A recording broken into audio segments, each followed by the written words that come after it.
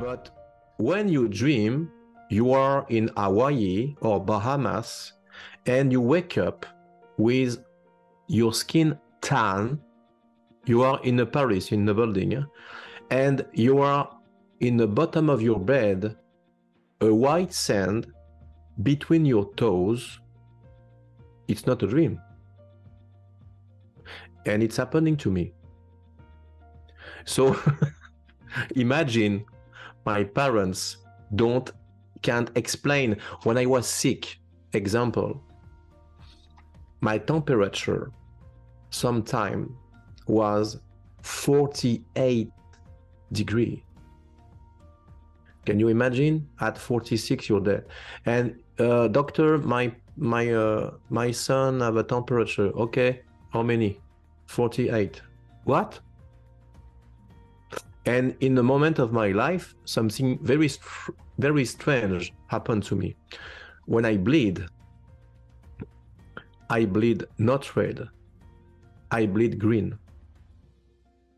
And there is a lot of green into my pillow. And my mother clean up. But you can't, like I say in Orlando, you can't say to the doctor, oh, my son bleed green and he teleport and everything is okay. And how are you today? You got to accentuate the positive. Wow, I feel good. A little bit of feel good goes a long way.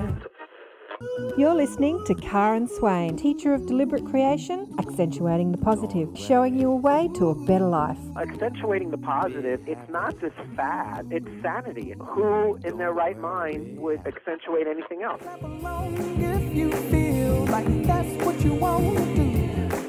Hello and welcome to another show, Accentuating the Positive with Karen Swain.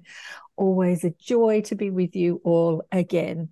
Well, today we're flying around the cosmos again, unveiling hidden secrets of the universe with Jean-Charles Moyen. Welcome to this show, Jean-Charles.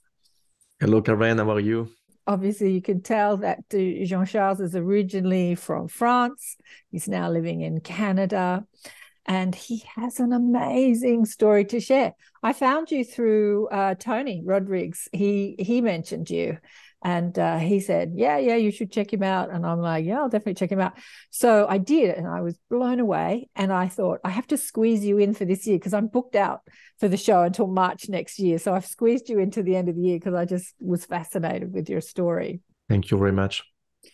And please remember, if you're liking the shows, to press that subscribe button and leave me a comment and let me know what you think about Jean-Charles' amazing story. We were just talking off camera, how long is this going to go? And I said, well, for at least an hour and a half because you've got so much to share. He said, oh, I'm not going to fit in my life story in an hour and a half. We're not, but we're going to give it a red hot try. Let me tell you a little bit about Jean-Charles. At the age of 4, and again at 13, while he was in summer camp in France, Jean-Charles Moyen was taken by off-world beings into a secret space program. He remembers serving as a captain of a search and rescue team in a 20-year and back round trip program on the Solaris spaceship in the Solar Warden. The ship had a mix of American and French officers, and he remembers working with aliens and performing missions as a super soldier in off-world operations in the off-world ops ultra tactical team Matricule 777 unit. Anyway, I don't know what any of that means. Jean-Charles currently resides in Quebec in Canada and has over 30 years experience in visual special effects in Hollywood. He is also an expert in Ninjutsu martial arts and has been trained as international close protection. He was a speaker in Florida with some of the world's greatest whistleblowers, including Michael Salla, Tony Rodriguez, Brad Olson, Elena Danan, Chris O'Connell, Alex Collier, and many others. Jean-Charles has produced many films sharing his story and is currently producing a sequel with Dr. Michael Salla to his documentary South Shore Origins. It's a story of 2 special agents from the Cold Case Division dealing with UFOs and alien abductions.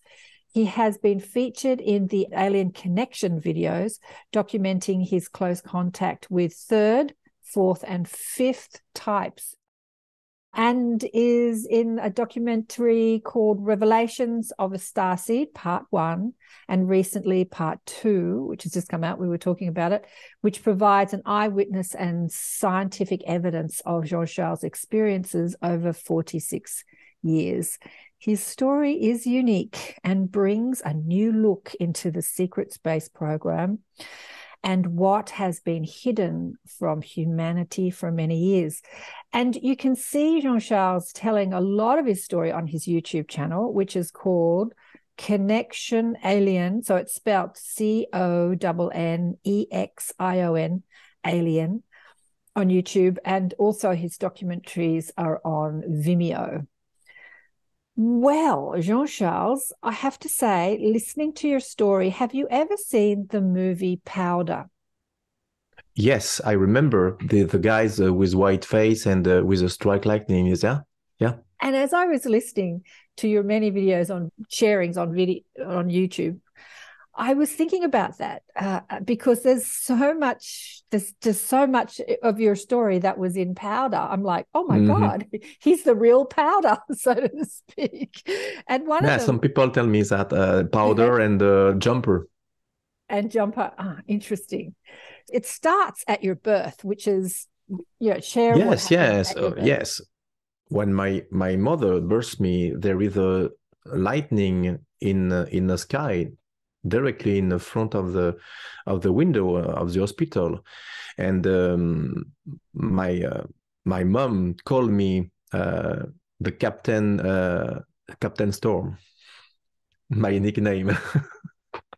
After that, we jump, and at 4, when I was with my parents, I'm playing in the sand on the beach. We are on vacancy, and suddenly I disappear.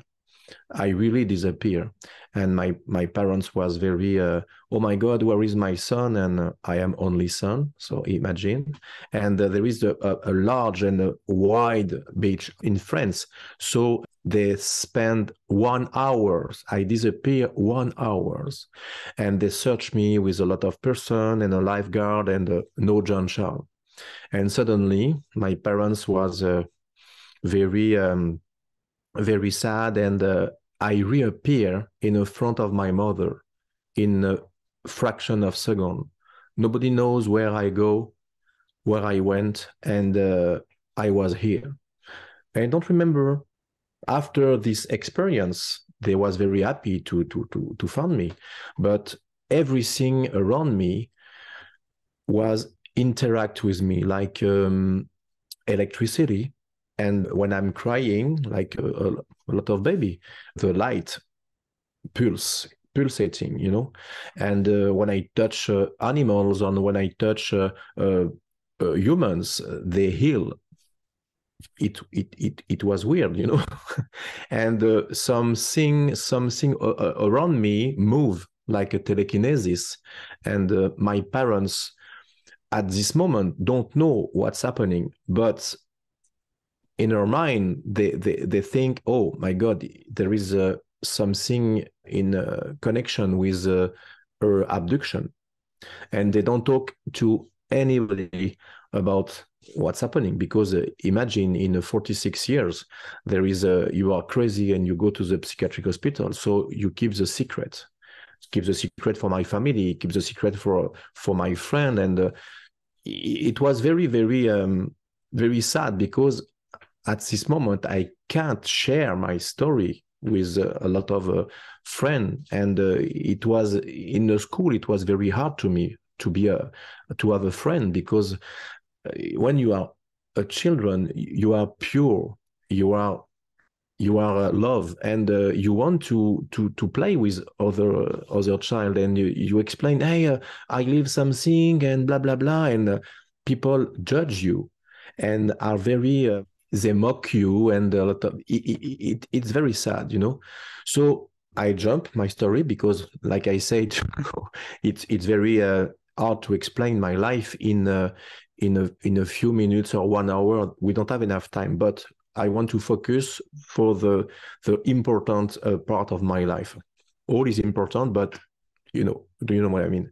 So at 12, I was in my room, and in my room in the night, I feel there is somebody in my room rummaging some clothes or something, and at this moment I want to see what's happening, but I can't because I sleep on my stomach. So some forces stuck me to my bed and I can't move. And the next day I decide to sleep on my back to be able to open my eyes if something happened.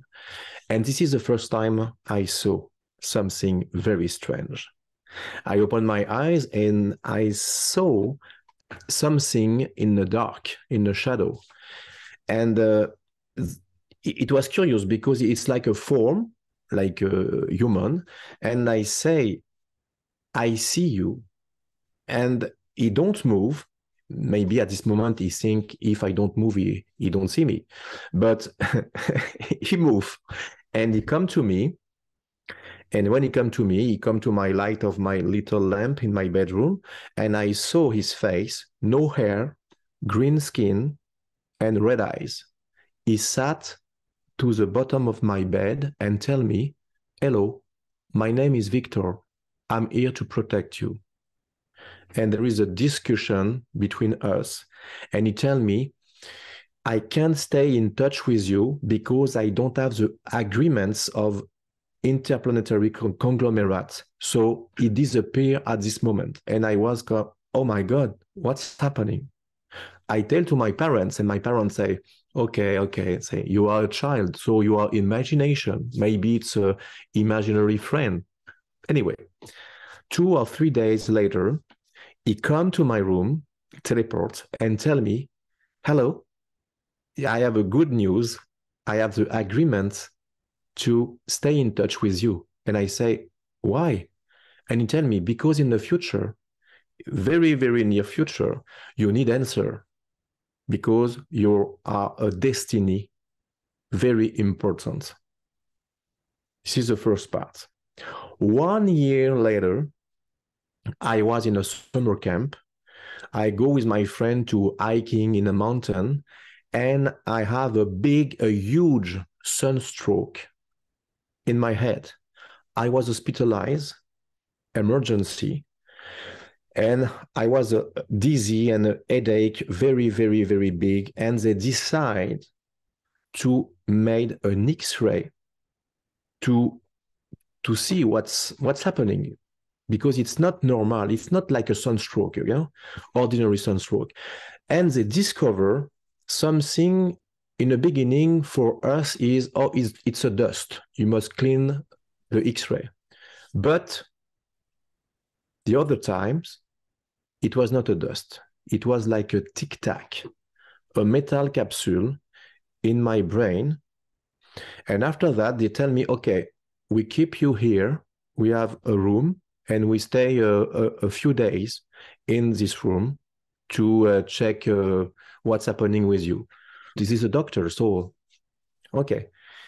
And in the night, the doors open, and the same doctor, the X-ray doctor, come into my room with the military guys and tell to the military guys something, but I can't understand, and I try. It's normal because the military guys don't speak French. He spoke German. So I lost consciousness. And they put me a little mask with a green gaze, I remember, and I lost consciousness. And I don't many time pass, but I was wake up by a military guys, old military guys with a white hair and a blue eyes, and he tell me, hurry up, quick, we must leave now. I don't want to miss the jump. And I say, what do you say, jump? And I follow these guys. For me, it's normal. I'm a kid. So I think they want to transfer me in other section in the hospital because they discovered something wrong in my head. And I follow the guys in the big corridor, and we arrive to an elevator. The doors open, and there is a guard in a black suit with a black glasses with a red triangle emblem in the chest. And he tell me, come to the elevator, and we go down, go down, go down. And I remember I say, oh my God, it's not normal, go down, it's not so deeply, and I'm stressed. And when I'm stressed, I have an interaction with electricity around me, and the light in the elevator begin to pulsating, and the military guys put her hand in my shoulder and tell me, everything is okay, don't be afraid, everything is good. And they stop. And we arrive, and the doors open, but it was not the same doors where we enter in the beginning. I don't remember, but they appear, doors open like a magic. And we enter to the big and huge hangar with a lot of children. And he tell me, it's finished for me here. Go alone. And I was not afraid at this moment. I was like, I'm powerful. I trust in me. I have this feeling, everything is okay. Nothing happened to me. And I go to a table, and there is a woman. She tell me, put your hand in this little box. And I put my hand. It's like a scanner with a blue light, like this. And it was for my DNA signature.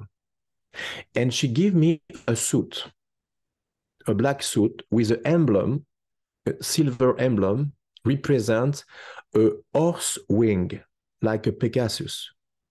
And she tell me, go to the lineup with the other child. And I go to the lineup, and we enter in like a tunnel with a big light.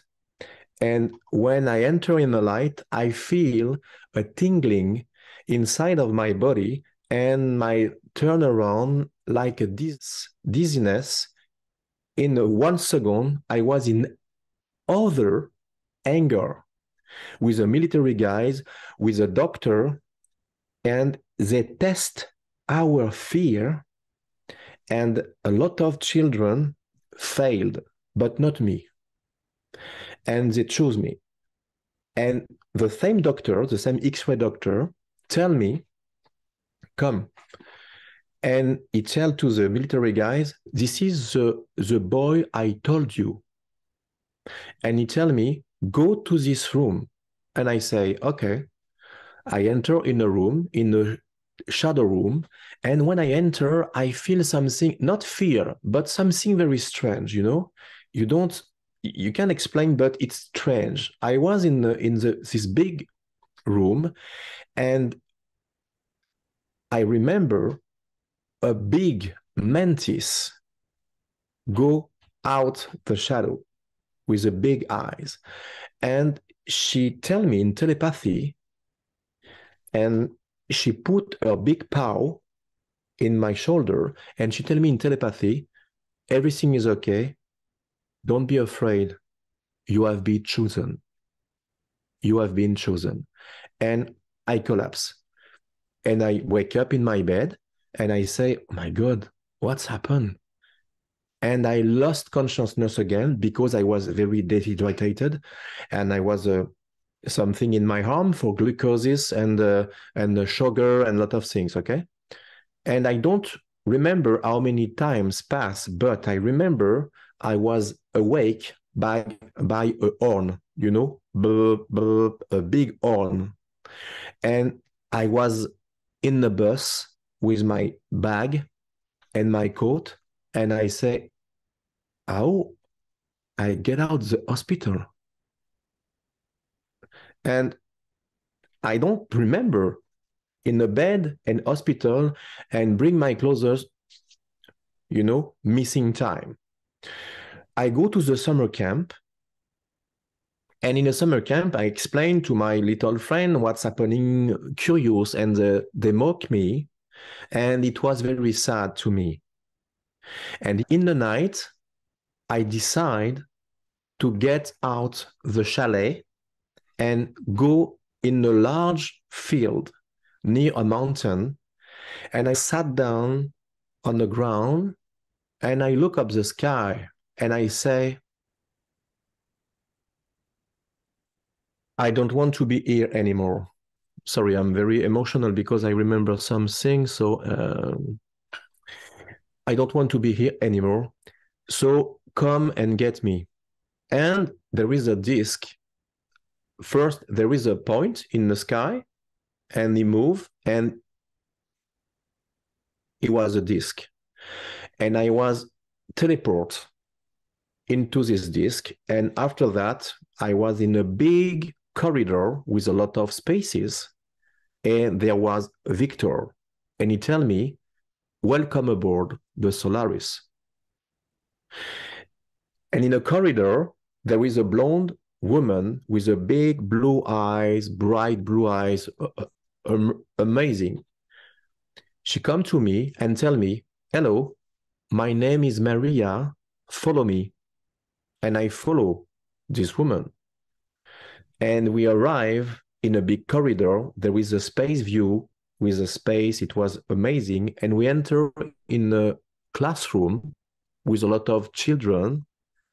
It was alien children. And she tell me, you are only human except one name is David. And David, a French guy who have the same experience like me, with the same school in space, with the same name of spaceship, Solaris. Now we are friends, but at this moment, we don't know each other. And he wrote a book, and he released a book at the same moment I released my movie. And when the two book and movie release and we connect together, we discovered our story was the same story. Our training began when we were a child in a secret space program with the good side, not evil side, like, unfortunately, my dear friend and brother, Tony, and a lot of people have a bad experience, but not for me and not for David. We are not traumatized. We are not tortured. We are grow in the love of beings. And it's very important to clarify for people, because when people heard Space Force and secret space program, they said, oh my God, it's evil. No, no, no, no, no. Like humans are extraterrestrial. There is a good humans, there is a bad human. There is a good extraterrestrial and bad extraterrestrials. So it's important. So at this moment, we spend a lot of times in this secret space program. We learn each culture with extraterrestrial. There is a gray with a spot like a leopard. There is aquatic beings. There is a reptilians. Carefully, not Draco. Reptilian is not a Draco. There is a different branch of reptilian, like humans. There is a blue reptilian, a red reptilian, an aquatic reptilian, intraterrestrial reptilian, and very kind with the children. And they learn a lot of things, like a mantis. I had a mantis. She learned to me and the other child how to control her mind against a reptilian Draco, because in the future, when we must adults, we fight against the Draco to protect the galaxy against the Draco, because the Draco reptilian is very, very bad and do a very bad thing, like a slavery human. They trade a human like a currency, and it's very bad thing. Like Tony live, and some people explain in different, like Rebecca Rose, and there is some dark side into this program, but not for me. So they must training, not no, the body is important, but your mind is very important. And if you are strong against the Draco, it's not a good. You must think differently, because the Draco knows what you do before you do. So it's important to create a screen, and behind the screen, you fight. It's not easy. It's very difficult, you know. So the mantis have these abilities to create something in your mind. So we have training with mantis, we have training with extraterrestrial like hybrid, with feline, cat people. We discovered some, like in school, you get out with your school to theater, to cinema, but for us, we go outside a planet. We exchange with extraterrestrial culture, and we go to the different planet to discover some crystal, because the crystal is a currency in the universe. There is a different crystal for weapon, for medbed, for eat. There is a, you can eat some crystal. The crystal is very important in the universe. Like, say, my friend Dan Willis and Elena Danan, the crystal is very. You have a lot of crystal in the universe, but you have a lot of crystal in spaceship. In the Earth of spaceship, there is a big crystal with a lot of force field around. After a lot of years of training in a secret space program, they put me in the tube with David and go through the timeline, and they put me in my body of John Charla when I was disappeared at 13 in my bed.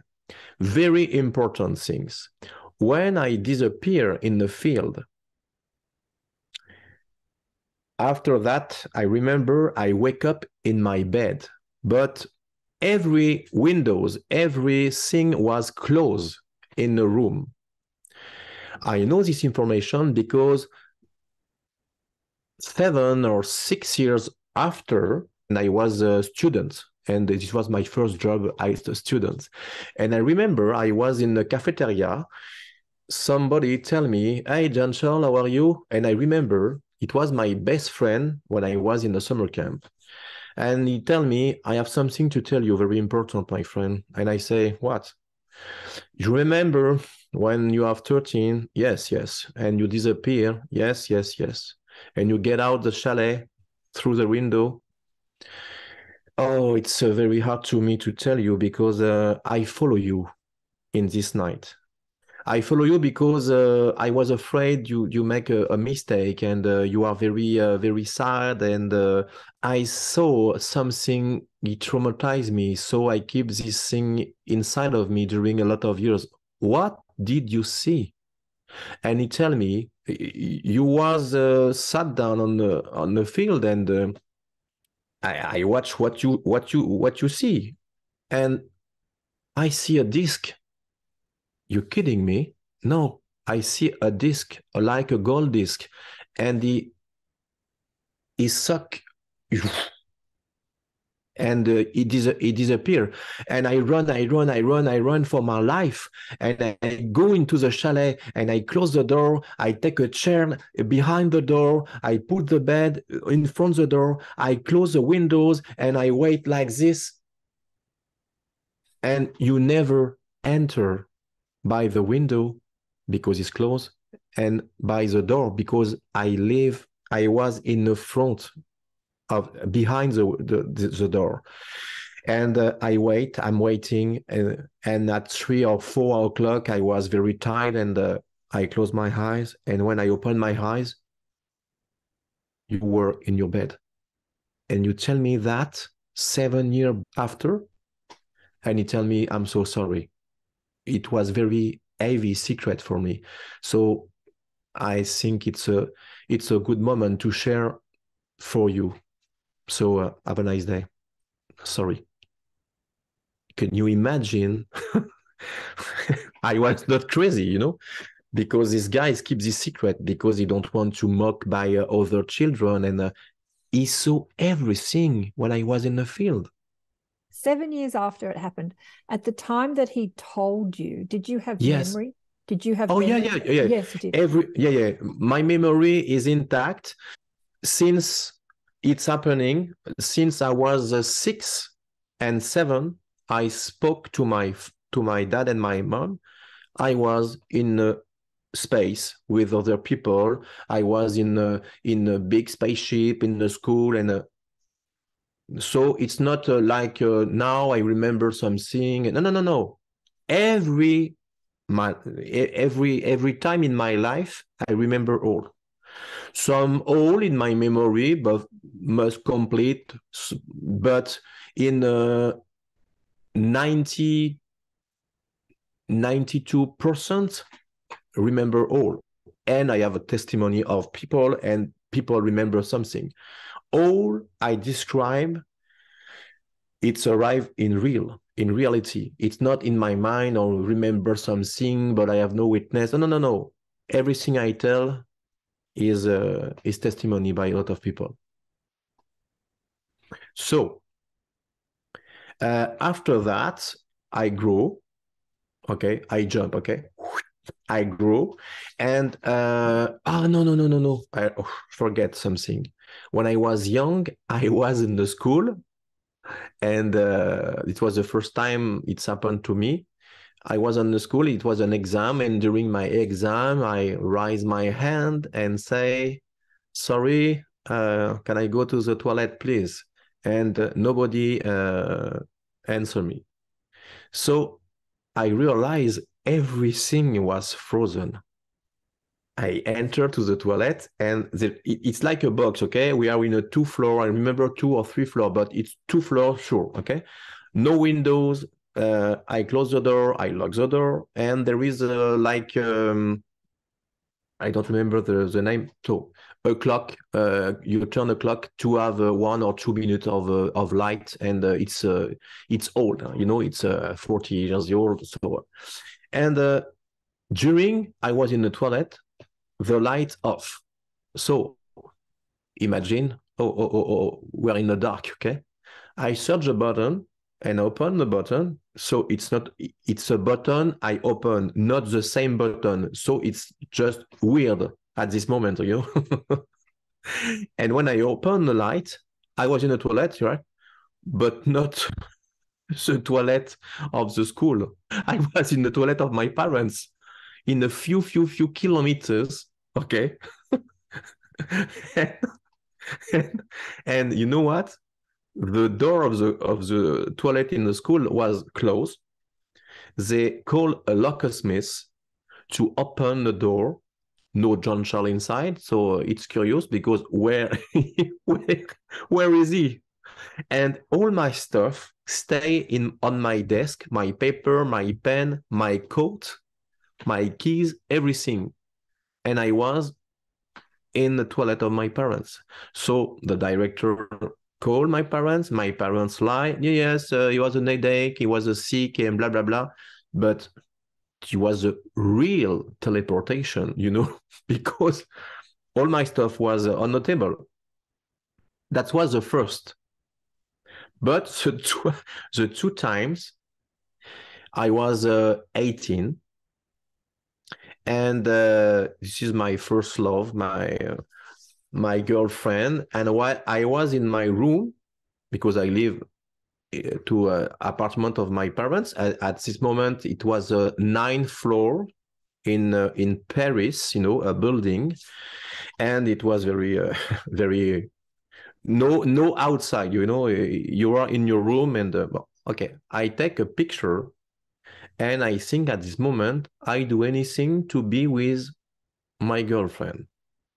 And at this moment, I feel something inside of me like tingling, and my my head turned. 1 second, I opened my eyes and I was in the front of the door of the apartment of my girlfriend. Wait, hang on. So I was, oh my God, no pants, just my boxer, my t-shirt. Imagine, okay?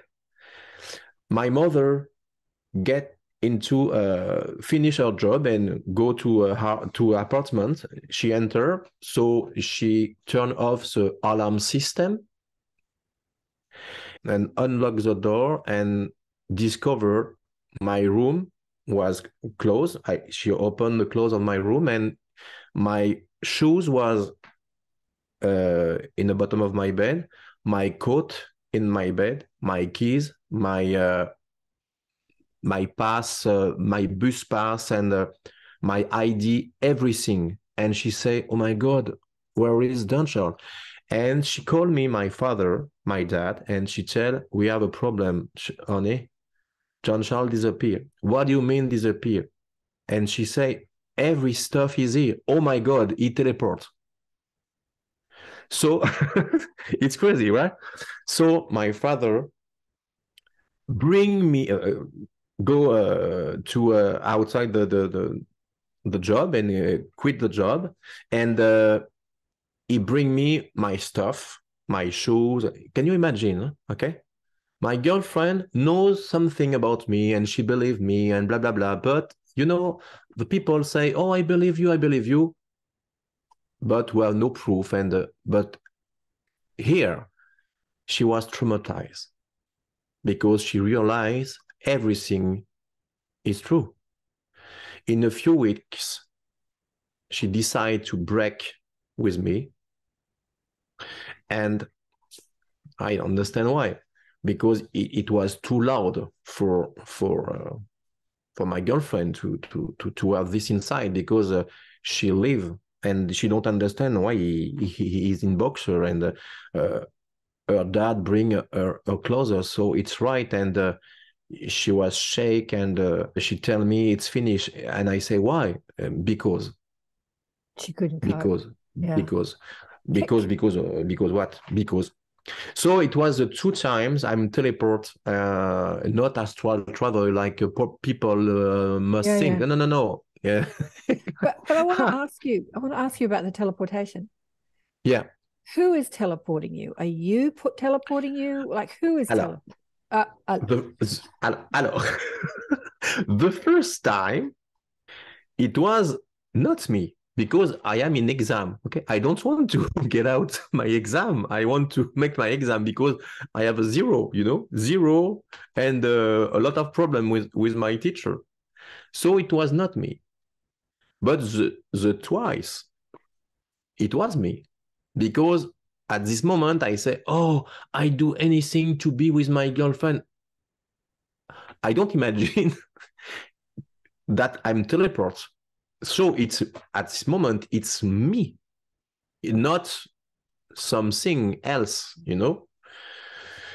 So this is my answer. So, but after that, I don't have another teleportation, not consciously, it was an accident, or I was near to death and I was rescued by something very strange, but not, okay, I do that and very important. When I make my second movie, StarSeed Revelation 2, I decide, because I have extraordinary life, like people say, you must have extraordinary proof, extraordinary evidence. They're right. I had this extraordinary proof, but at this moment, I'm thinking it's not the time to share at this moment. After I decide there is 3 months, okay, I do the sequel of StarSeed Revelation with all inside. So I decide to ask to my dad and my mom, could you testimony what you live with me during my birth until now? And they have already, yes, 80 together, they live together. And she decided to explain what they saw and what they live with me during all my life, and testimony all. It's very emotional that your parents witness all you say in a video capsule in Connection Alien. And the teleportation, my father remember that, and he remember, he bring me my clothes, and it's wow, you know, it's the best gift I ever had in my life. And I was in the contact with extraordinary guys, Dan Winter, amazing person, beings. He searched during 45 years, I guess, or 35 years, the cartography of the brain, and have invent a software to analyze your brainwave, and it's insane. It's a wow. And it tell me, Jean-Charles, I have something to ask you. Could you accept to test your brain? And I say, I'm not a rat, but I'm trusting you. So I decide, I make the test, and you are in my new movie. Oh, yes, 100% yes. And we decide to take communication with him and another person, and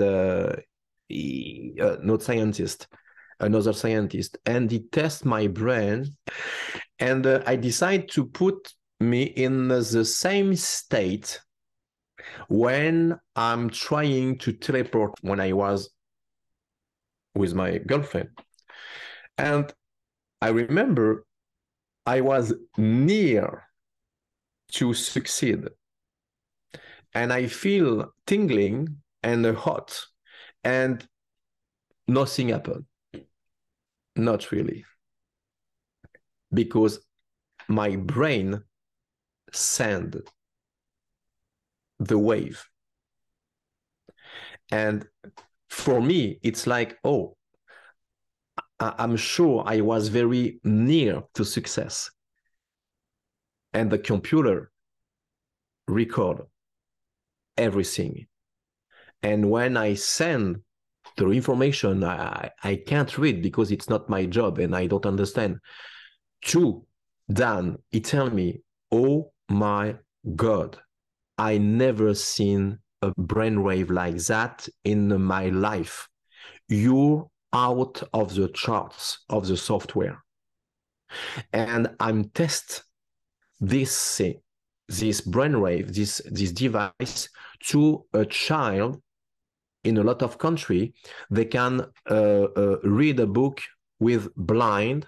They can have a telekinesis, and they don't have this. You are, your brainwave is like a Tibetan wave. And I say, what is a Tibetan wave? Tibetan wave it's a special wave just for the Tibetan monk. They spent 40 years in a cavern without technology. Okay, not me. And he tell me, you are more stronger. This is a proof. And he tell me, sure, okay, and you have the gold number inside your brain. And it was unbelievable. It was, oh my God, it's a gift, because this is a scientific proof. There is something happen in my mind. It's not, I'm not crazy, I'm not imagining something. It's right, you know?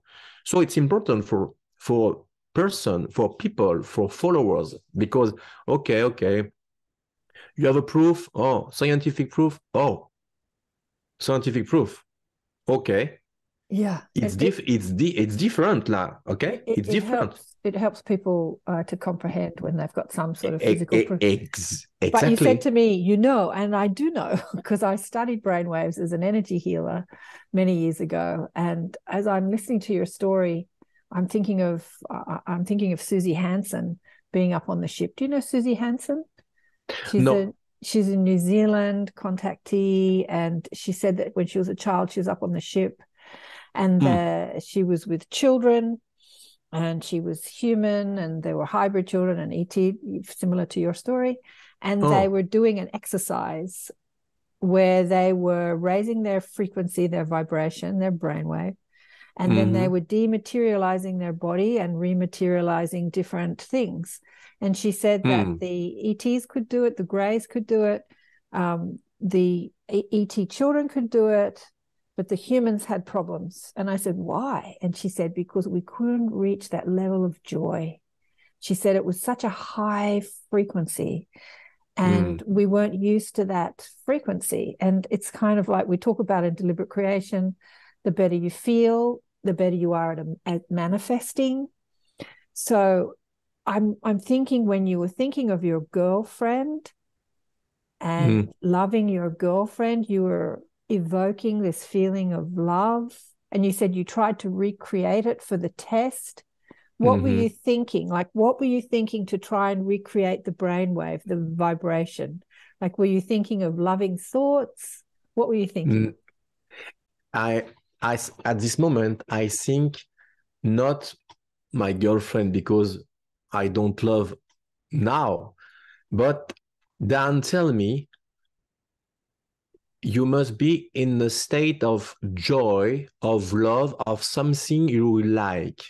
And I am in the front of me a billboard with a lot of a picture, and there is a picture very important for me. It's a picture of me and Michael Salla, my friend, my dear friend. We are together in the front of ocean in Hawaii. And at this moment, I say, I would like to be in this place. And the first try, I was dizzy, and I was afraid. Oh my God. And I'm thinking, if it works, I had a problem, because, and I open my desk, and and I take my passport and put my passport in my pocket, and I retry. It's funny, but it's real. And I say, if I'm teleport, imagine I am in with my I'm not naked, but I'm not in the state to teleport. Imagine I appear in the front of the house of Michael and say, hey, hello. No, yes. And he tell me, if you teleport accidentally, come to my house. Okay. But each time I dream, not now, but in the moment of my life, I dream with my passport in my pajamas, my pants. Okay, because I don't take a I don't take a risk. Imagine. So at this moment, I'm thinking I want to be in Hawaii. And this was during, I don't tell the world because you know what I mean, during the time where people can get out her house. Okay? So I was very sad. It was a lot of things we can, like, you don't get out. So I'm thinking, when is finished? And I want very, very much to get out, because we can't. So my power inside of me was very strong. I want to get out. And I think this photo, and I was near. And when I explain what I think during my test to my friend Dan, he tell me, okay, I understand the strong wave, because I see what I think to have this strong wave. Okay, I understand you want to get out this situation, and you want think in a place you are love. It was Hawaii, because Hawaii, it's a paradise, and it was amazing. During 2 weeks, I spent with my wife, Melanie, with Michael, 2 weeks of happiness. Beautiful. You know, I just listening to the two stories. So when you were, how old were you when you had the girlfriend? Like a teenager or a young man? Oh, teenager. Oh, I was, okay, yeah. teenager. Okay. 17, 18, yeah. There was, and you're in love. I don't know if anyone remembers their first love. It's so intense. I remember my daughter's first love. She's in her 30s now. And, you know, the intensity of first love, it's so intense, and there's no resistance because there's no past heartache, you know, that you remember in this lifetime. So in the second trial, when you're doing it for Dan, there's resistance because I don't want to be locked in. So there's resistance. There's strong emotion, but there's still resistance. I would prefer to be in Hawaii where I have great memories, where I'm with my friend. But the frequency isn't as expansive because of the resistance. Whereas when you're a teenager, there's no resistance. There's just exactly pure love. But yes, but I realize when I felt around me, I say, oh my God, it works. And I was afraid, oh no, I'm not closest. Oh, my passport. And I say, oh, no. I do a mistake twice because my dad can't bring me my stuff now. If I disappear, Montreal to Hawaii, how you explain to the customer you don't pass by boat, you don't pass by plane. So the phone ring and somebody, hello, welcome, follow me. But all that logic interfered with the pure essence, the pure energy essence that would allow you to manifest the desire. Because I believe that in the future, I remember listening to Deepak Chopra, who was on Sydney 30 odd years ago, talking about the reality of beam me up, Scotty, you know, the teleportation will be a reality in our future. I remember him saying. Yes. Oh, yeah. And I'm thinking, I hope, you know, when I'm older, that'll be a reality. Well, I'm older and it's not a reality, but it will be a reality.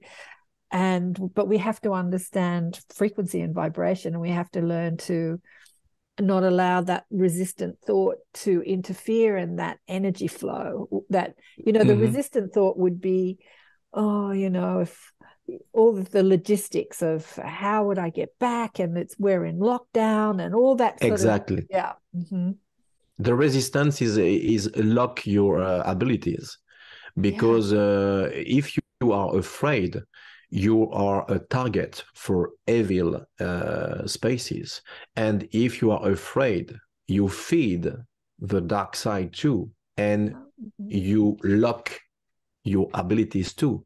If you are not afraid, like when you are a child, like me, when I was young, I made a dream. We call a dream, okay? But when you dream, you are in Hawaii or Bahamas, and you wake up with your skin tan.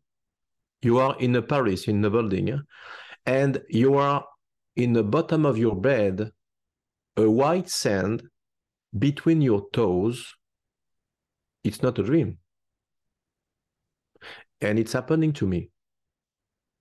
So imagine my parents can't explain. When I was sick, example, my temperature sometime was 48 degrees.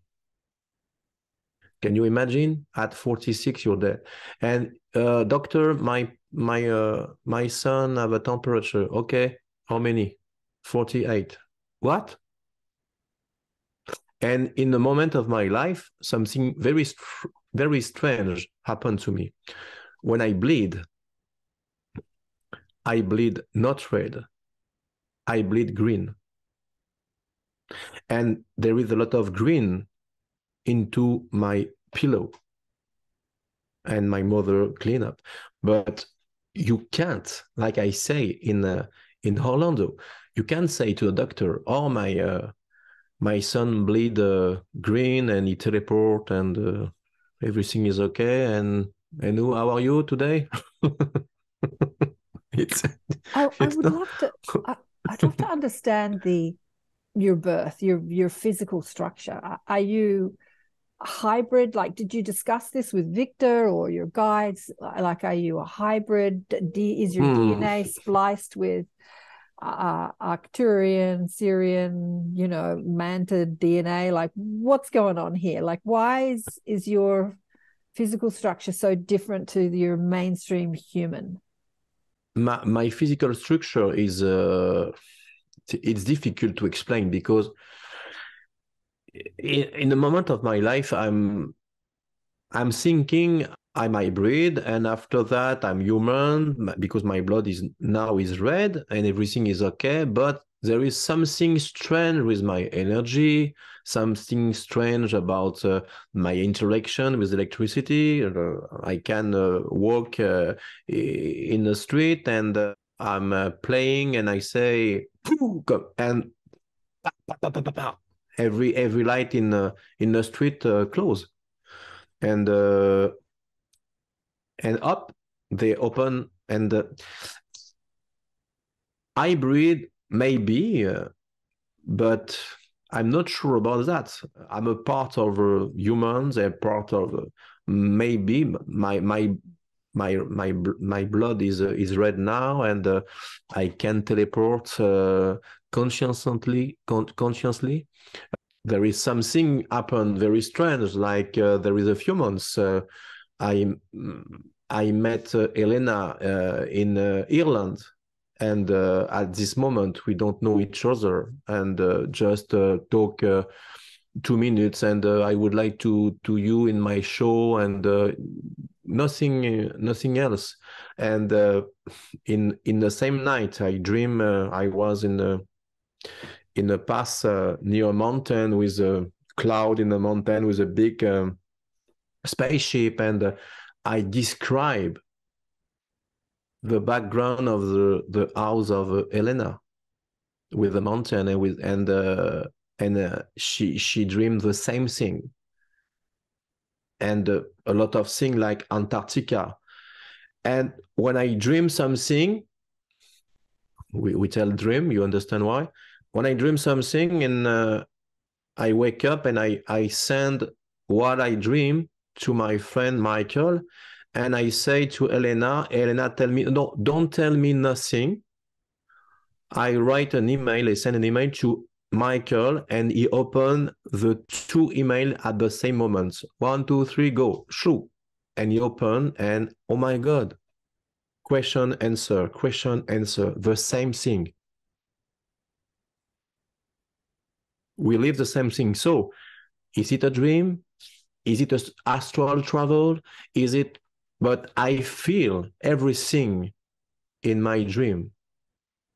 When I was young, one night, my mother, like every mother, opened the door to check if your child sleep well. And at this moment, I wasn't in my bed.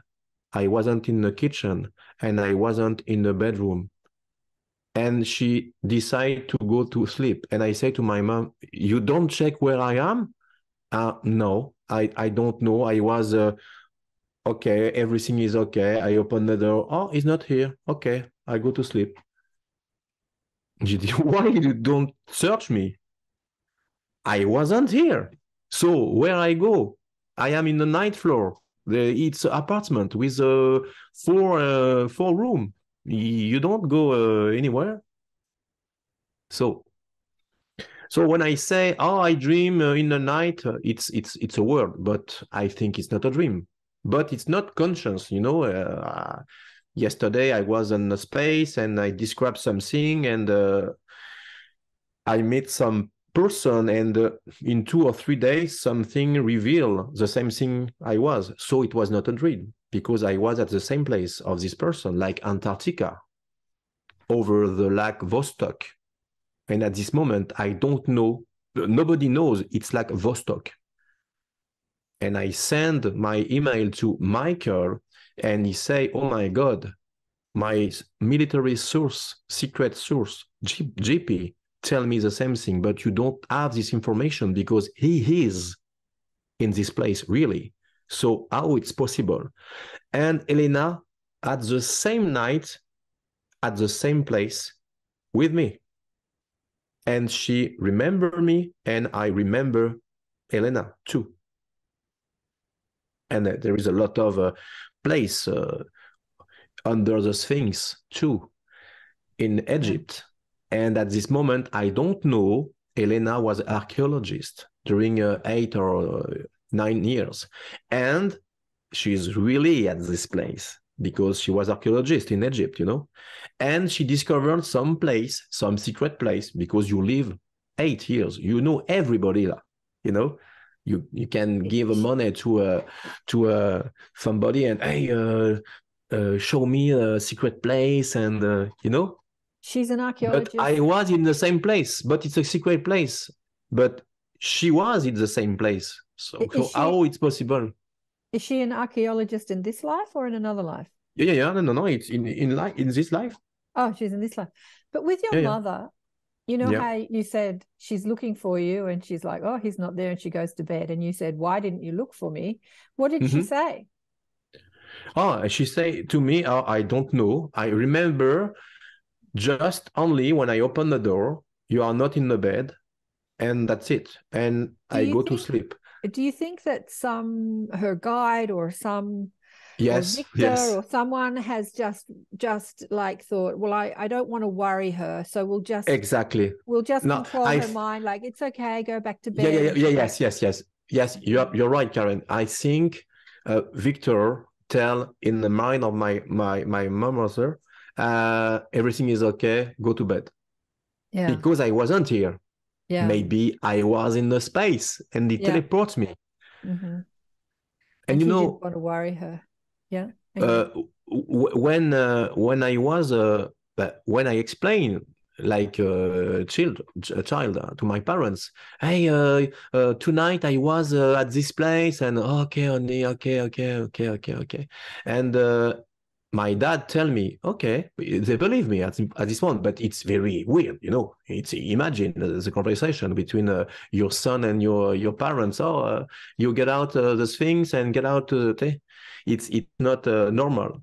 But my dad tell me, if you can get out, like you say, why you go to beyond what? I don't know, another planet? And I say, okay, good idea. And I remember I have a globe, a light globe, you know, Earth, with a lamp. And I say, oh, okay, I go here. And I have a diaries, and I write to my diaries, okay, I want to go to this place. And I sleep and get out my body. I remember to see me, and with a silver cord into my physically body and my astral body, and I go through the roof and through the building and get out, and I was in the space. I saw the Earth, and after that I go to the moon. In the dark side of the moon, I was young. I was seven or 8, and I remember I saw a building, a base with a slavery, with a big short gray traumatized human. And I remember I was traumatized, like, oh my God, I'm lucky because they don't see me. And at this moment, the tall gray turn ahead and look at me. And I say, oh my God, I said, and I have a chill again. And I was pulled back and go into my bed, and my heart. And I remember these big eyes, and I'm 100% sure, 100% sure, they see me, they saw me. I'm sure. I don't know why, I don't know how, but he saw me. So, continue. My father tell me, okay, go behind, etc. So I wake up in a planet with feline beings, with a hybrid, with a crystal into the ground, with a red water, and the crystal outside the tree. And I was in Antares, the planet Antares. And I was, oh my God, it's a vivid dream. It's real. I feel the wind. I feel the light, and I have the feeling it's real. I'm wake up, and I explain to my parents, and she tell me, oh, okay, it's interesting. For me, I was an idea in my head. I'm a kid, okay? Everything is possible when you are a kid.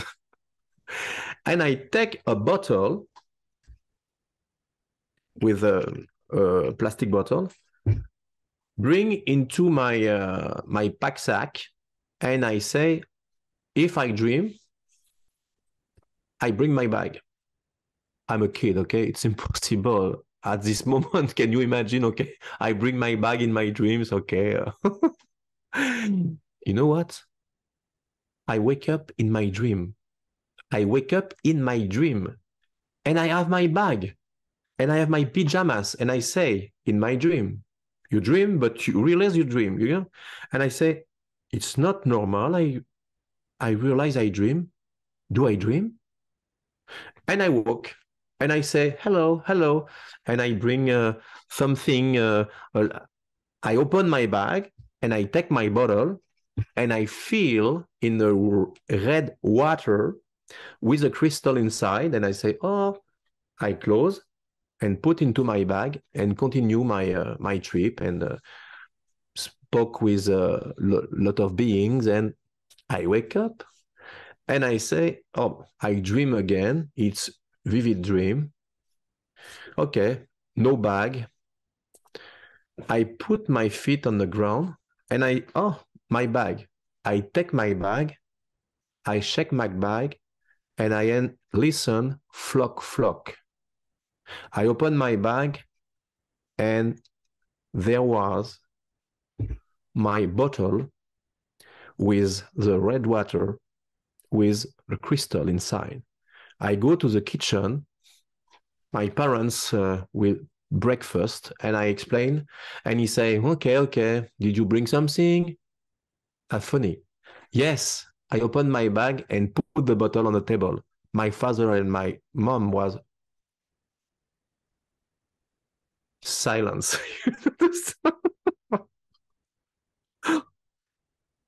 My mother cooking something, and she take her arm in the element, and she burn her skin, very big injury. And I don't know why. My dad, okay. He take a ball of cotton, and put the red water into the injury of my mom. And she say, what did you say? We don't know where is. No, listen. And she felt better, and everything healed.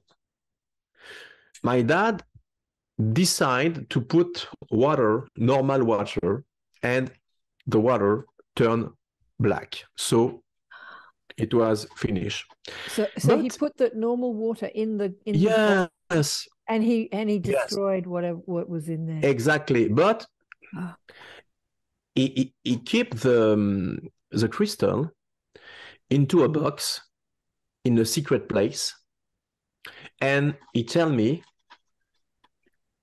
we hidden in a secret place. Okay.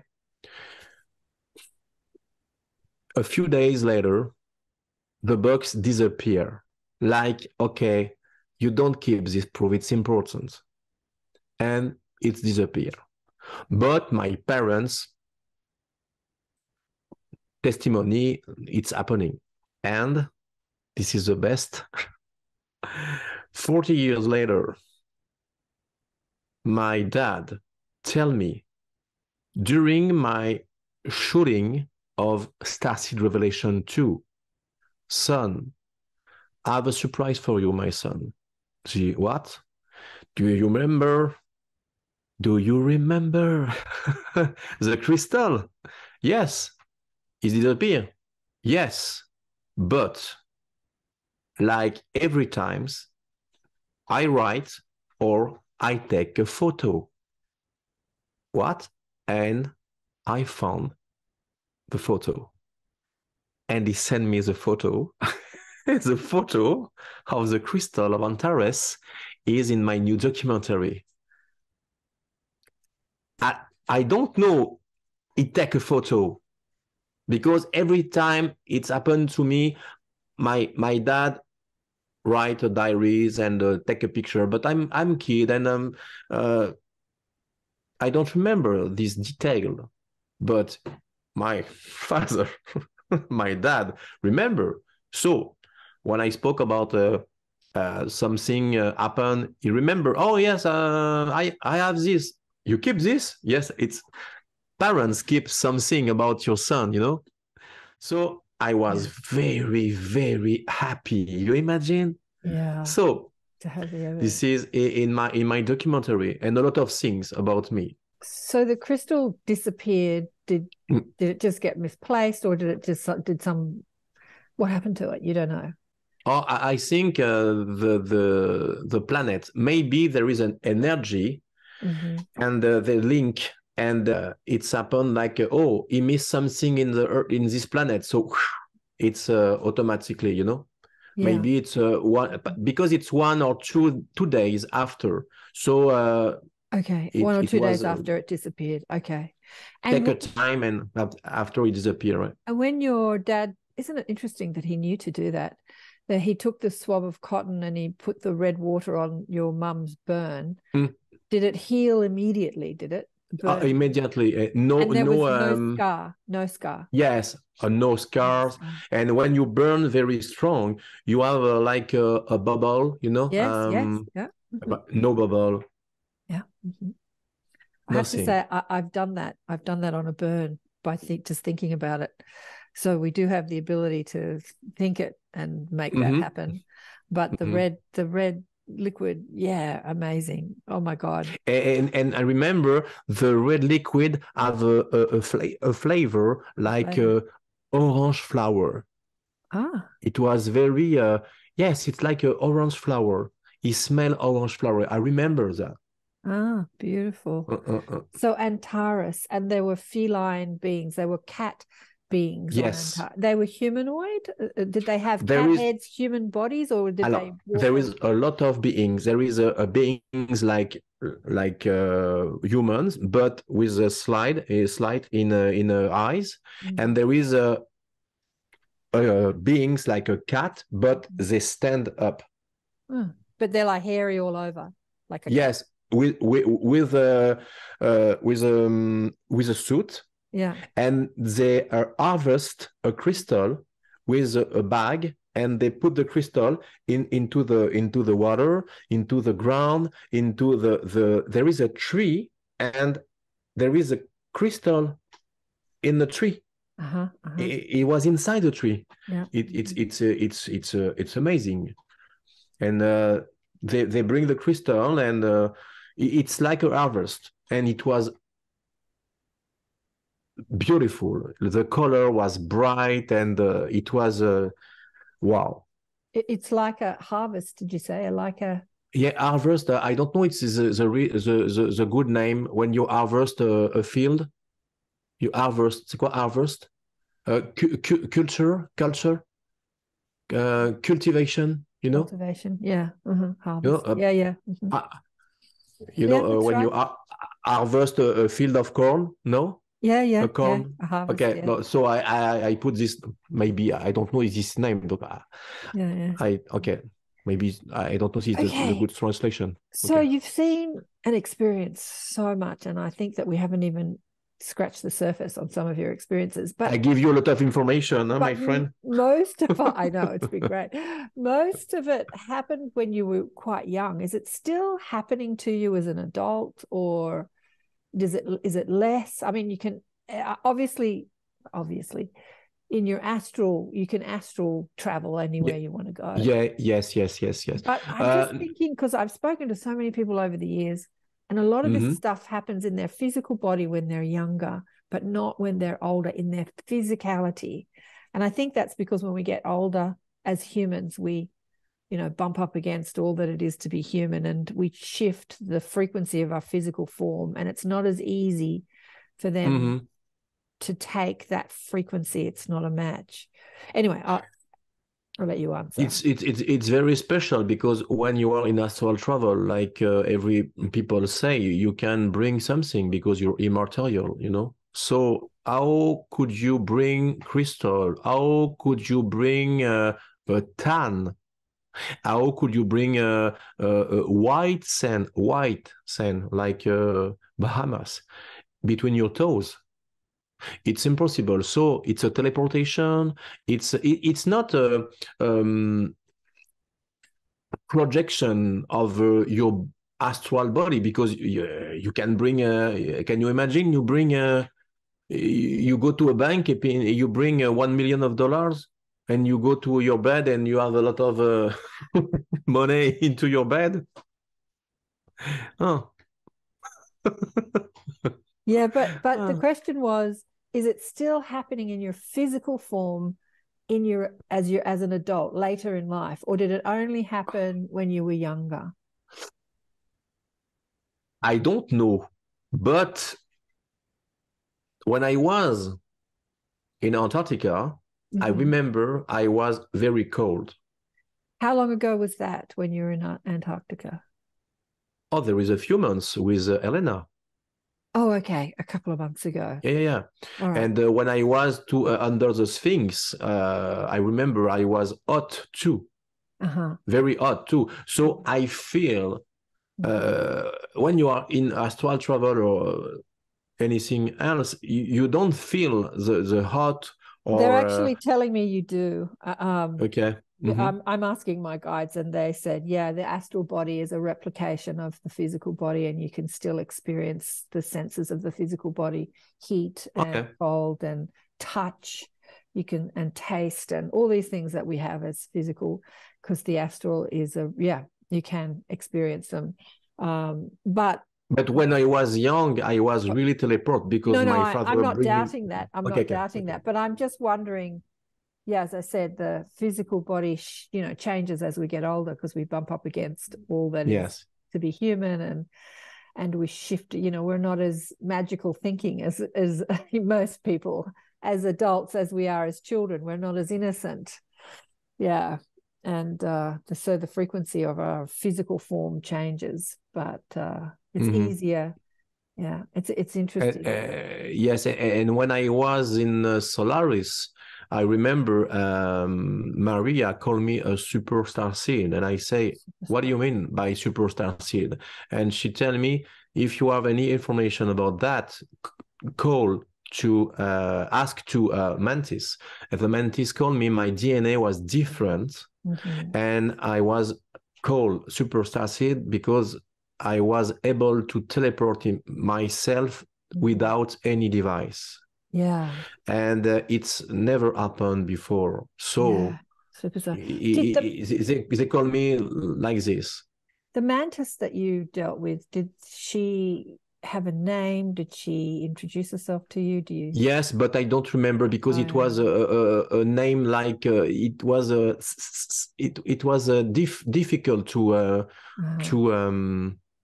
remember. Yes, pronounce. Pronunciation. It's And Maria was, you have said in other videos that you think it's Maria Orsic who has been. She looked like the description of Maria Orsic, blonde, but maybe it's not Maria Orsic. It's another Maria, and but she looked like the description: blonde hair, blue eyes, perfect face, perfect body. It was like a Venusian, perfect, like an angel. So she called me. She tell me, I introduce. My name is Maria, but everybody call me Mary. So. Yeah, I think inside of me, this is Maria Orsic, but I'm not sure is Maria Orsic. Well, decade. I've spoken to other people, and Venusians obviously have a different aging process, and they don't really age like Yeah, they do exactly, hundreds of exactly, years. exactly. So for us who have aged over time, like over 50 years have aged extra, they still And look like they're in their 20s. It's like, don't forget the timeline is different in space. We can spend 1 hour, and you spend 25 years in space. There are people they disappear 10 minutes and they spend a lot of years during abduction. so For this is me, what, it was yeah, go on. For you, for me. I disappear really 1 hour right? in the beach on the beach. So imagine in 1 hour how many time I spend in space. And when I was in a summer camp, I disappear all the night. So it was a lot of hours. So in that time, you did the 20 and back, right? The 20 years, and then you were put back, and you're a bit like Tony and other people's experience where they come back into the same, age, the same time, but they've actually spent 20 years in space. So you're a captain.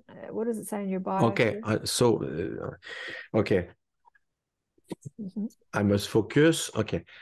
When I was young, I was training into Solaris with David, etc. After that, I do I grow. And at 20, 21, 20, I go to my military services, real in this life. In France, you must go to the military. And I was in a commando parachutist with the elite troop, special forces, Air Force, French Air Force. And during my time, I have an accident in the base where I was. And I was hospitalized in a French military hospital. And in this hospital, I met some guys. They tell me a story, a weird story. Each night, they saw military bring in a stretcher, a military with a strap, go into the basement of the hospital. And when the open door of the hospital, of the elevator, there is a big, tall reptilian in a suit. And he bring the body.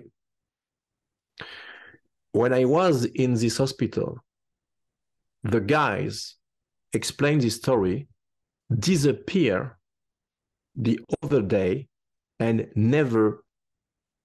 nobody never saw these guys. And it was my turn. I was in this basement too, but it was the moment I was in the basement and I go through a light again. I take my hand in a box like when I was young, and it was my DNA signature to compare with. This is Jean-Charles, okay? And at this moment, when the light off, I was in the front of Maria, and I follow Maria in a big corridor, and I was in a big amphitheater with a lot of spaces in a suit, like in Star Trek, exactly, with a big emblem, silver, represent a sphere, like a planet with two rings with stars, like a Pleiad. And she explained, we go to the mission. And my services with adults begin at this moment to save the slave, to Mars, to Sirius, and this is probably at this moment, I meet Tony for the second times before. Listen, I met Tony when I was a child. And he remembers that.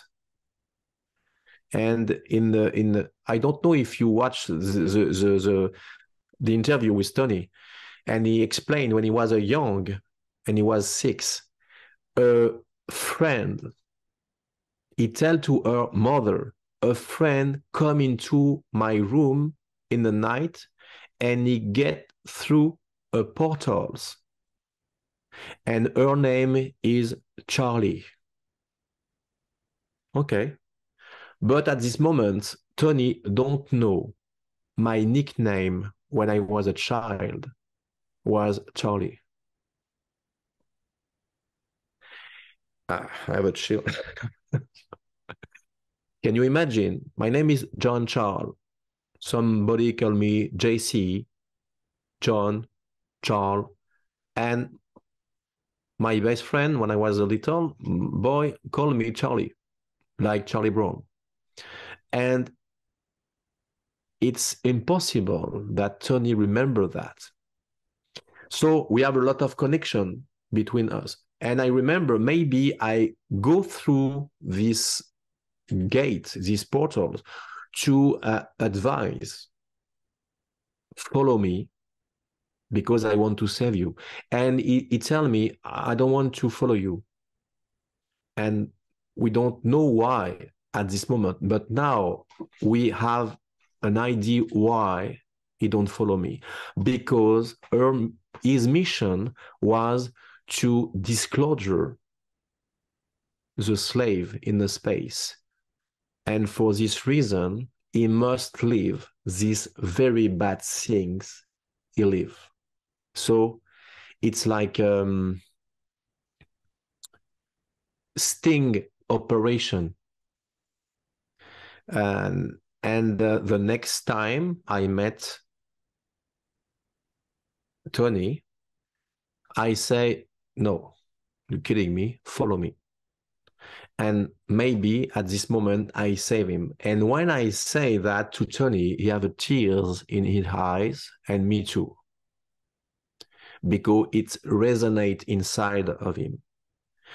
And when I saw Tony for the first time in a video, we have a déjà vu. But when I saw in real Tony in Orlando, the emotion was very, very strong, my friend. I hugged him, he hugged me, and nobody can hug Tony. He tell me, no, because my energy, and for you, I want to hug you, because I know him, I feel, and it was, oh my God, Karen, it was insane. It was weird. It was amazing. And the people around us feel this energy gathering the family, the StarSeed family, with Danny, with Elena, with everybody was in harmony. The love was in the place. It was, I can feel it. Oh. Yes. So when you're in Orlando, Florida, you're obviously doing a conference, or you're at a conference? What conference was yes, that? yes. The first, I made a video because it was my plan B. If I was able to be on the stage, no video. But after we decide to put the video, and after I appear, ta-da, and question answer on the stage, and the people was very yes. What was the name of the conference? Galactic Spiritual Informers. Galactic Spiritual Informers. Huh, beautiful. Wow. So the sort of staff, the StarSeed family, the family kind of reunited. Yes. It was amazing, Karen. Imagine, for the first time of my life, I spoke in front of 100 people in English. Yeah, I know. Easier for you. And it was very emotional. I was when I was on the stage, and I realized I was on the stage, and I will share my story. I'm crying because I say, oh my God, I'm here in the front of these people. Yeah. And some people have a question, and some people, I don't have a question.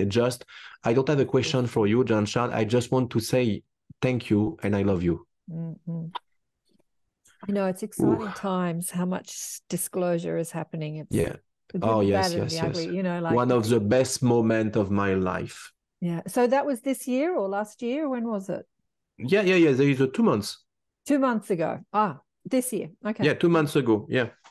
So just before we go, I know we've been going forever, but I just wanted to ask you about the third, fourth, and fifth types of contacts you had with ETs. What do you mean by third type, fourth type, and fifth type? What does that mean? Because the 4 kinds, you have an interaction with beings, and the fifth kind, you can eat and drink, and you have a lot of things more near, and maybe something else too. You understand me? So it's more like a third kind. It's a it's hybridation, fifth kinds, and there is a lot of category, but 4 and fifth kind is very you are very intimate with them. Oh, I see. So when you say the fourth, it was the experience, not the type of ET, but the type of experience contact. Yes, experience. All right, yeah, exactly. So third type of experience is seeing them, fourth is interacting, and fifth is having a relationship with them. Exactly. Okay. Oh my gosh, darling one, it's been just wild, just amazing, just so exciting. I'm just, that's why I wanted to put you on, because I just couldn't wait until March next year to put you on. And you don't have the time, a lot of time to explain, because there is a lot of things when I can say, but the time is short. But I hope people listen this, understand all of my life. It's like I say, it's difficult to explain my life in 1 hour and a half, because imagine my video capsule, it's 2 hours and a half, and my movie is 2 hours and 1 hour. There is 4 hours and a half of information about me. You can resume in 1 hour. It's impossible, because you lost some detail very important. But I think with our interview, my friend, we have a lot of information. A lot of information. I know you're interesting. And I hope people understand me, because I do my best in English. There are a few things that you said that I thought, like when you said the hangar, you with the French accent, hangar, but you said you entered a big hangar, a big room when you were a little kid, and then you went into another hangar where they were doing operations. There was a couple of words that people are going to go, what's he saying? Yeah. But for the most part, I thought you did really well. Thank you very much. Thank you very much. So you're doing the next documentary with Dr. Michael Salla. Another Aussie. Aussies. Yeah. I want to tell you something. With my audio shows, people that listen and not watch, the biggest people that, because the demographic is in France, which kind of like, wow, there's a lot of French listening to my shows. I thought that was really interesting. Not with the video shows, but with the audio on the platform that I host it. I don't know if it's taking from all the other platforms, or if it's just taking it from their platform. So I'm not sure if that's across the board, because I'm on about 40 different platforms with the audio. But I just thought, wow, the French are listening to my shows. So there must be a lot of stuff going on in France, is all I can think. They wait the auto-translate, YouTube auto-translation, and they can understand the best they can, because YouTube can translate automatically. It's not on YouTube, though. It's on the audio. It's on the audio platform. So I think they're listening in English. I don't know if they have an app to translate it into French. Maybe they do. Maybe they're. When you release our interview, wasn't just on audio? It goes on many platforms. It goes on YouTube. It goes on several different video platforms like Rumble, BitChute. But our interview now will be released on many platforms. Yeah. Okay. Yeah. With my face. With your face. With my. Yeah, the StarSeed. Great T-shirt. So, for people that are listening and not watching, this is a gift of my wife. So I like my T-shirt. You have to go to see your T-shirt. And I have to say that your wife is now sharing her experiences because she was behind the camera. Yes, yes. In your documentary, she is questioning you. She's the one. Exactly. She don't speak a lot of English, so she learned the best quick she can, because the next in Orlando, she want to share her history, because we have a link between me and Melanie, and we live a lot of Space Force mission. Me with my team rescue slavery, and she bring slave and take care of us and repair some injury. And she was with me, but not a soldier. She was a scientist. Okay. But we were together in the secret space program too. So it's weird. Yes, it's weird, because when she was a children, she have an interaction with the blue beings too. So it's imagine the couple, the lover, but we spend the time in space too, and every time it's a child, Tony child, Rebecca, Helena, Melanie, me, David, Chris O'Connor. You met his children. We have this, yes, connection. We have this, yes, so exactly. So just tell people David's last name, because David is he does amazing things too. He's like an artist, and he does a lot of, what do you call it, online art. You do it on the computer of ET races. What's his last name? David Rousseau. How do you spell that? Rousseau. Rousseau. Rousseau. Yeah. Rousseau. Rousseau. Okay, yeah, because he's interesting too. He's fascinating. Oh my God, yes, he's an artist, many abilities, writer, and he do a lot of things. Incredible. Yes. Yeah. I remember watching one of your videos on YouTube and how amazed you were when you realized, oh my God, it's you. Yes. It's you. And with Melanie, yes. And you can see Melanie's interview, you interviewing Melanie on your YouTube channel, right? Her first. Yes, exactly. Yeah, yes. She decided to make and I subtitle, but the capsule about his life. Yes. Oh yeah, she's speaking French. It is, it's subtitled. Yes. Yep. It's been so beautiful, Jean-Charles. Thank you so much for sharing with us. Thank you too. Thank you, Karen. I hope to reconnect with you next year. Yes. I'd love to share more of your story next year, and maybe with some conferences. Sure. And actually, I was just speaking to Sheila Seppi, who has put together the CAN network, the Conscious Awakening Network. And so she's sharing people's stories and shows on streaming platforms like Roku and Amazon Fire and Apple streaming platforms. And she's now looking for some documentaries. So maybe you'd like to share. I don't know if you have to pay her or how it works, but I can connect you with Sheila. She's and so just getting this information to a wider audience, and maybe you'd like to be a part of that, the Conscious Awakening Network. You asked me a question, there is a few minutes, about Voucher Origin 2 with Michael Salla.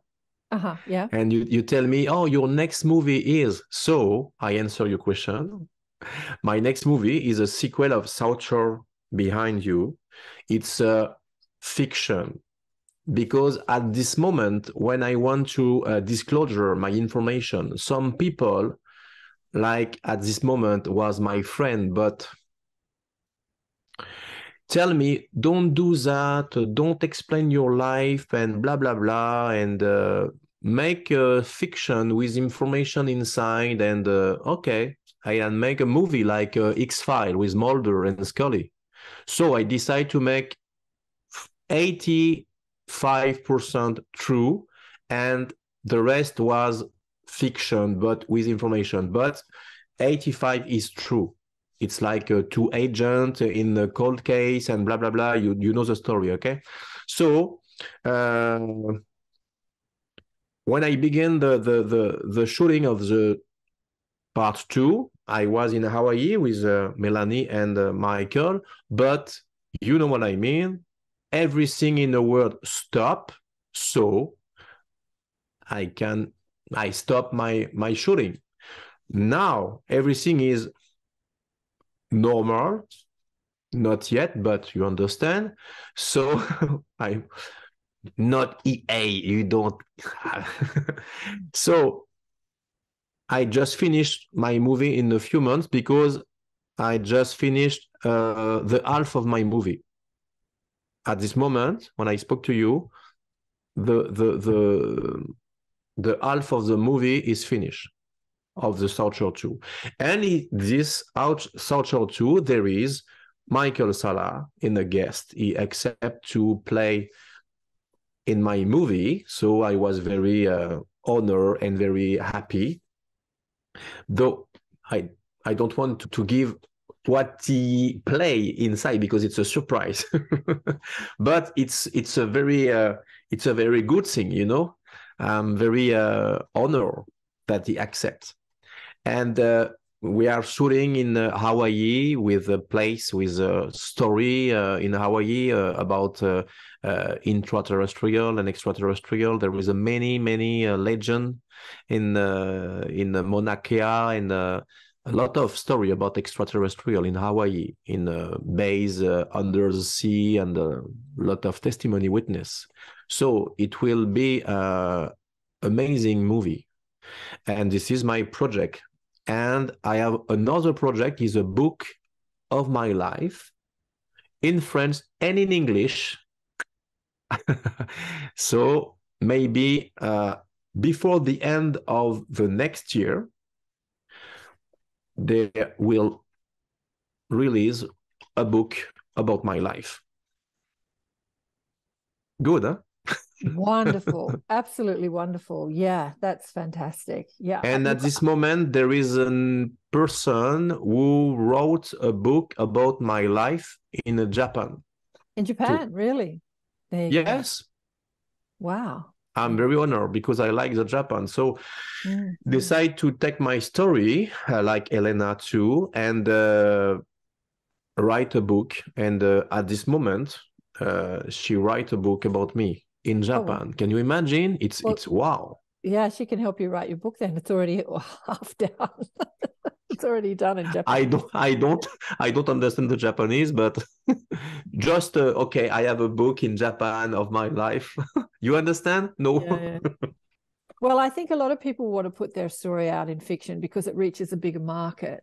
When people think that you're talking, you know, you're saying this is my truth, they kind of write you off as crazy. But when it's fiction, then they just watch it like entertainment.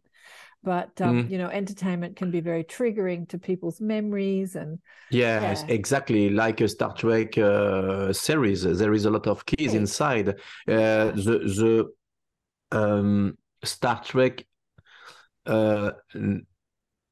next year's, there is a Excelsior inside. And I spoke before the episode and the season was created. Crazy, right?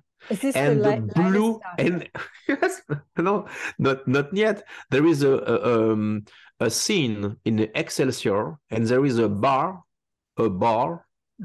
in the space, and you know what? They drink a blue drink. Yeah, I've seen because that. The blue drink is a blue drink. When I was in the room in the space, in the cafeteria, in the bar in Excelsior with Elena, we remember each of us drink a blue drink. And she write in her book, and at this moment, there is a lot of years, I don't know Elena and she don't know me. Yeah. And she tell me, look my book. And I say, what? I describe the same thing. Oh, no, you're kidding me. No. The blue drink and the Excelsior and the bar. Wow. Do you know what was in the blue drink? Do you know what? What was in the blue drink? What it was? I don't know. No, there is a little bubble with oxygen. I remember you must drink quickly because it's like a shot. So don't try this. Don't try this in your house. And but it's very, very strong drink. Yeah. It's good, Huh. but I don't know what is the ingredients inside. I don't Yeah. know. There is a red, and but I don't try the red. I You know, try only the blue. I've often thought about this. There are scenes in the Star Trek movies where they're drinking, you know, at a bar. And from our human understanding, we drink alcohol, but alcohol is such a deadly poison. And I'm Yes, yes, thinking, yes, you know, yeah. everyone in the world goes out to restaurants and bars to drink alcohol. And I'm thinking in the future, maybe we drink health drinks instead of poison. Yes. Yeah, yeah, yeah. Maybe I think I think it's not alcohol. It's just a special drink. Yeah. But there is a oxygen bubble inside, and I know you must drink slowly because it's cool. But if you drink too fast, imagine a shot of oxygen. Yeah, it gives you energy. Yeah. Exactly. Yeah. Oh, life's exciting. Life's exciting. I let you go. You've got to go and have your dinner, I'm sure. Yes, but it's very interesting to speak with you. I have some other questions for you, but I'll leave them for another time. I wanted to know what you think about the rollout of the digital currency that's coming, and what the ETs think about this. Anyway, so that's a question for another time, I think. What does they think about the digital currency? It's a special question because I think in the future they don't have a paper to the currency, so it's a future. But I don't know each currency will be adopted by. There is a Bitcoin and a lot of things, and we don't know what is the real project behind this project. So in space there is a currency, but it's a crystal. Wow. Yes, like I say, it's a crystal. A crystal is a currency. And in each cabin, in each room of a crew, there is like a med bed. A light med bed with a crystal, and you go inside. You have a program. You can program 8 minutes, and it's equal to 8 hours of sleeping. Wow! Yeah, cool. And there is a cafeteria with a replicant food too. You touch the screen, and you have something.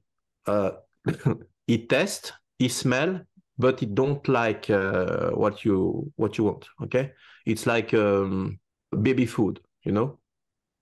Oh, it looks like baby food. Yeah, but it tests. It smell, but it's not because it's a nutriment. It's more easy to your body. So they can replicate the smell and the taste, but not the shape, not the look. Exactly. Donc, it assimilates into your body more easily. And it's like baby food. Yeah, like baby food. Yeah, so it doesn't look so great, but it tastes and smells great. Wow, interesting. So interesting. Replicated food. Yeah. Wow. All right. I keep saying we're going to go. You have a last question, my friend? No, I think we'll finish it there.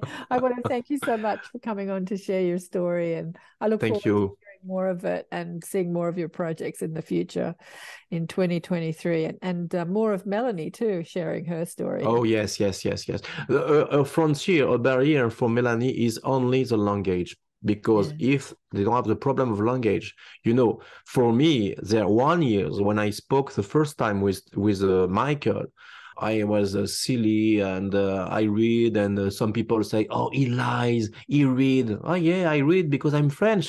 Sorry, I do my best. Now with I'm working, and my accent, I do my best, and the best thing that the people understand me and tell me you are doing a big effort to your accent, because we understand what you say, and it's very important. So, but people are very, very, very kind with me. Very, they send me a love, and they send me a lot of email, and wow, I'm crying a lot when I.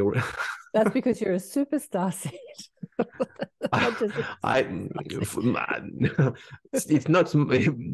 It's not me. I'm calling it superstar seed. It's other beings in the space. They call me like this, but I like this name, superstar seed. Or somebody call me, you are a teleport man.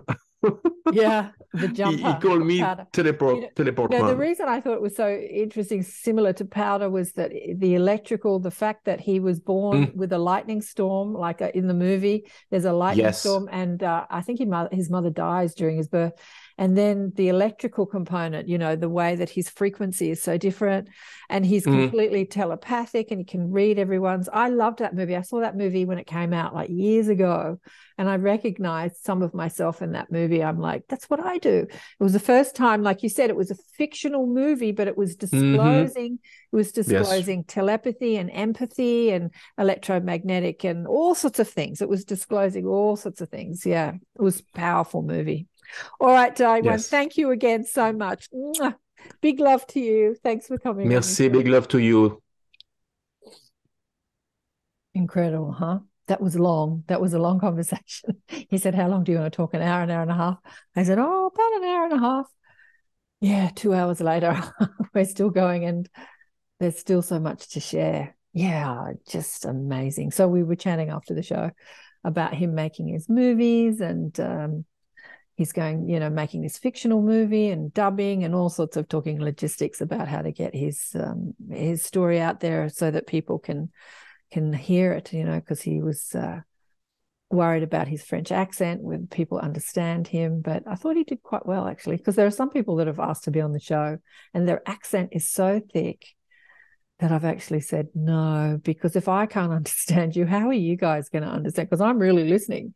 And I know that a lot of people listen to podcasts in the car, when they're jogging, they're on the exercise bike, they're not really listening like I am. So if I can't understand you, no. But there are a few words that weren't easy to understand, but I hope people can work it out. Yeah, just amazing teleportation. Beam me up, Scotty. Think it and you're there. I know that this can be our reality, but we have to learn to know how to flow our energy, how to change our vibe. We cannot indulge in criticism and judgment and negative feelings, negative thoughts. It just sucks your power. And when you raise your vibe, when you engage in loving thoughts, have you ever been madly in love?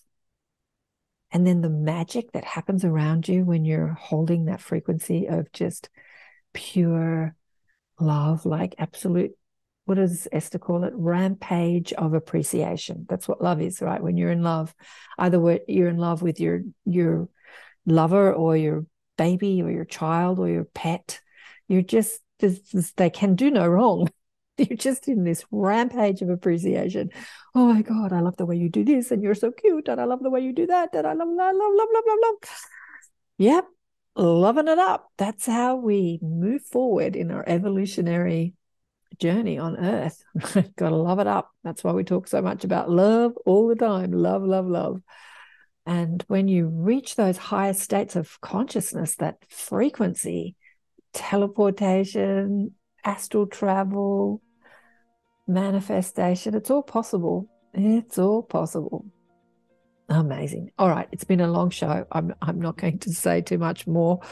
We're revving up to the end of 2022, and as I said, I squeezed Jean-Charles in because I just wanted to talk to him. He's just fascinating, and hopefully we'll chat again to him next year, and I'll get him into the inner sanctum and you can quiz him. And yeah, luckily he's in Canada and not France, because it makes it difficult when Europe, for the time difference.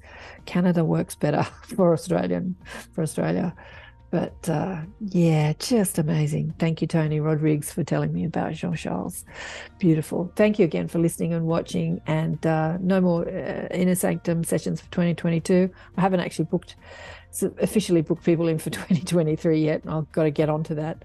and start booking in some guests. But I'm online once a month, and also I'll be doing deliberate creation talks if you want to learn how to change your vibe, overcome your stressful thinking, change your frequency so that you can be a more powerful, deliberate creator of your reality and be a part of the shift in human consciousness on this planet. So I'm going to do that once a month by donation. I'm sort of asking for about, $50 Australian for those monthly classes. Yeah, to remind you about how to be a genius, deliberate creator of your reality. And other courses, Meet Your Spirit Guide, Psychic Awareness, are on offer next year as well. So thanks again for listening and watching. And of course, private sessions, if you want to reach out for private sessions, are also still on offer. The private sessions and readings from the mob. Remember to check out the book, Awakened by Death, if you haven't already. Great reading in that book. And I'll see you next time. Big love. Bye for now.